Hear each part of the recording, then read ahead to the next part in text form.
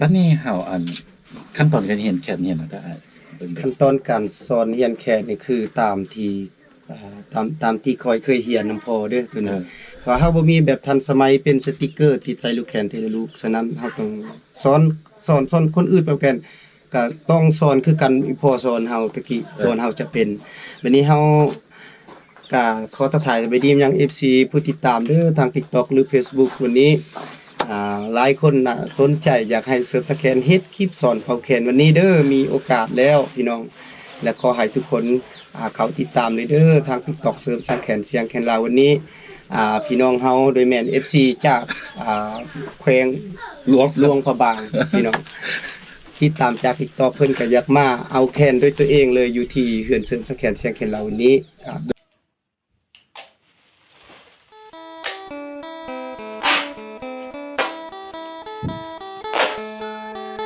มาเรื่องมือตัวจริงกันเลยพี่น้องเฮาเนาะเสริมสักแขนจะแต้มรูปแขนแบบนี้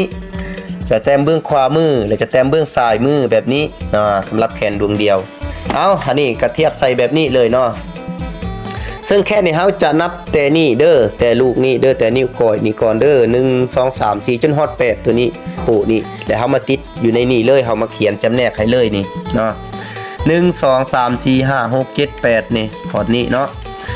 เฮานับแต่นี่1 2 3 4 5 6 7 8เนาะและฉะนั้นเฮาต้องควรจับตัวใดเนาะเสริมสแกนได้ไม้บ่หมดแล้วแต่สิแนะนำให้ละเอียดเพิ่มเติมสำหรับเบื้องขวามือเด้อสำหรับเบื้องขวามือนี่เลข1เนาะอันนี้เป็นเกณฑ์จังหวะสารวัตรเด้อคอร์ดสารวัตรเฮาก็จับเลข1แล้วก็มีเลข3เนาะแล้วก็มีเลข5แล้วก็อยู่นี้เนาะเบื้องขวามือเลข1นี่หมายถึงสี่เลข1บวก3นี่แม่นเฮาต้องจับแบบนี้นี่เฮามาเทียบใส่แขนเฮาเบิ่งว่าห้องเลข3อยู่ไสเนาะซึ่งเฮานับแต่นี่เด้อห้องเลข3อยู่ไสเนาะเฮามาจับเลข5เลข5กับตัวนี้นี่แขนเฮาอยู่นี้นี่เฮาต้องจับเฮาเบิ่งห้องเลข5อยู่ไสจับเด้อ1 3กับ5เนาะแล้วก็ต้องเติมไปด้วย6นี่ฮอดนี่6นี่อันนี้เลข6ตัวนี้อยู่แคนเฮานี่มันต้องมีฮู้6อยู่นี้เฮาต้องจับฮู้6แล้วก็มี7 8อยู่เทิงนี้นี่ฮู้7 8ตัวนี้นี่7 8นี่เฮาก็อัดเลยนี่7 8อัดคือกันเพราะว่าอันนี้มันตัวหมายวงมนนี่แม่นตัวที่จับเด้อแต่เฮามาเบิ่งตัวเลขก่อนเฮาจะจับได้จะจื้อทันเนาะเฮามาเฮ็ดอยู่นี่เบิ่งขวามือนี่มีเลข1เลข3เลข5เลข6เลข7เลข8นะสำหรับเบิ่งขวามือและมาเบิ่งเบื้องซ้ายมืออีกบัดนี้พี่น้องเบื้องซ้ายมือก็เช่นเดียวกันพี่น้องเบื้องซ้ายมือก็เช่นเดียวกันซึ่งเฮานับแต่ก้อยเบื้องซ้ายมือเฮาแต่1ฮอด8แล้วมาฮอดปูนี้เนาะปูซ้ายเฮานี่เด้อ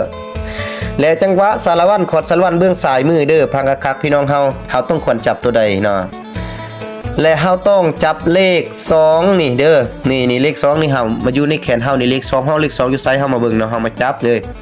เลข2นี่บวก4เนาะเลข4ห้องเลข4แขนเฮาอยู่ไสนี่อยู่นี้สร้างแขนได้ไว้หมดแล้วและบวก6เนาะห้องเลข6อยู่ไสเนาะเลข6อยู่นี้นี่อยู่นี่เด้อเลข6นี่และนอกจากเลข6อีกมาอยู่เลข8สุดท้ายนี้นี่เลข8ตัวนี้นี่เทิงเพราะเฮาเขียนว่าอยู่นี้เลข8ตัวนี้เบื้องซ้ายมือเลข2บวก4บวก6บวก8นี่เอามาจำแนกรายละเอียดให้เบิ่งตามนี้ให้นับแต่ก้อยเด้อแต่นิ้วก้อยไปหาปูเด้อปูซ้ายปูขวาคือกันเด้อประมาณนี้พี่น้องเฮาเนาะคลิปมีประโยชน์กับข้อฝากแซ่ให้หมู่คู่หมู่เพื่อนเฮาเด้อเพื่อเป็นเป่าแคนพี่น้องสร้างผลิตแคนอาจารย์เสริมเนาะมีแคนขายพร้อมส่งทุกสาขาทั่วประเทศลาวเด้อเฉพาะคนส่งอนุสิทธิ์พี่น้องเฮามีความสนใจสามารถสั่งซื้อได้เนาะก่อนเฮาจะเป็นเป่าแคนเฮาต้องมีแคนประจำตัวก่อนนะอันนี้นะที่ว่าเฮาจะเทียบเอาแบบนี้เด้อและก็ต้องขอขอบใจ FC ผู้ติดตามและ